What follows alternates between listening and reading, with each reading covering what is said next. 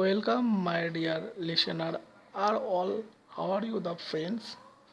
That what I will tell you about today. Class 10, lesson number 5. The name of lesson Our Runaway Kite. Writer by Lucy Maud Montgomery. So I started the lesson. Of course, there was nobody for us to play with on the big half moon. We just had to make the most of each other, and we did. You live on the big half moon island. We are father and cold and I and aunt Esther and Mimi and Dick. It is to be only father and cold and I. It is on account of the kite that there are more of us. This is what I want to tell you about. Father is the keeper of the big half moon lighthouse. I am 11 years old. Call is 12. In winter, when the harbor is frozen over, we all move over to the mainland. As soon as spring comes, back we sail to our own dear island. The funny part used to be that people always pitied us when the time came for us to return. They said we must be so lonesome over there with no other children near us. Of course, Cold and I would have liked to have someone to play with us. It is hard to run pirate caves and things like that with only two, but we used to quarrel a good deal with the mainland children in winter, so it was perhaps just as well that there are none of them on the big half moon. Cold and I never quarreled. To be sure, father did not seem to have any relations except us. These used to puzzle Claude and me. Everybody on the mainland had relations.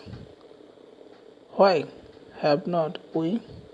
Was it because we lived on an island? We thought it would be so jolly to have an uncle and aunt and some cousins. Once we asked father about it, but he looked so sorrowful that we had not. He said it was all his fault. Cold and I did not understand what he meant. It is always lovely on the big half moon in summer when it is fine. The harbor is blue and calm with little wind and ripples. Every summer we had some hobby. The last summer before Dick and Mimi came, we were crazy about kites. A boy on the mainland showed Colt how to make them. Back on the island, we made plenty of kites. Colt would go around to the other side of the island and we would play ship record merry notes, signaling to each other with kites. We had a kite that was big and covered with lovely red paper. We pasted gold tinsel star all over it and had written our name full on it called Litty and Fliva Litty Big Half Moon Lighthouse. One day there was a grand wind for kite flying. I am not sure how it happened, but as I bringing the kites from the house, I tripped and fell over the rocks. My elbow went clear through the kite, making a big hole.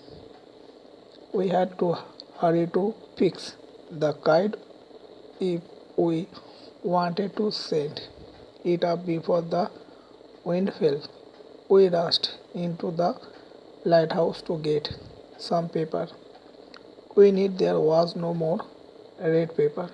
We took the first thing that came handy an old letter lying on the bookcase in the sitting room.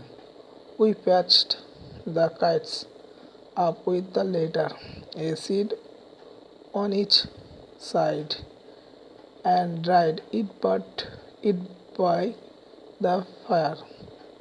We started out and up went the kite like a bird. The wind was glorious and it soared. All at once, slap, and there was Cole standing with a bit of cord in his hand, looking foolish. Our kite had sailed away over to the mainland. A month later, a letter came for father. After he finished reading it, his eyes looked as if he had been crying. Do you want to know what became of your kite? He said. Then he sat down beside us and told us the whole story. Father had a brother and a sister. He had quarrels with his brother and left home. Yes, afterwards he felt sorry and when he went back, he found his brother had died and he could not find his sister. The letter father had just received was from his sister, Aunt Esther, mother of Dick and Mimi. She was a widow who lived hundreds of miles inland. One day, when Dick and Mimi were out in the woods, they discovered the kite on the top of a tree and carried it home. When their mothers the kite patched with the letter, she turned pale. It was the very letter she had once written to her brother. Philippa was her mother's name and Cole was her father's. She knew who we must be. So he sat down and wrote to Big Half Moon, and father received her letter. Next day, father went and brought Aunt Esther and Dick and Mimi with him. They had been here ever since. Aunt Esther is a dear, and Dick and Mimi are too jolly for words. But the best of it all is that we had relation now. So friends, were today's chapters. Like to come, please like it and enjoy. Those who have not yet subscribed to my channel, they must be subscribed to such adaptation. Thanks a lot to those who subscribe to my channel.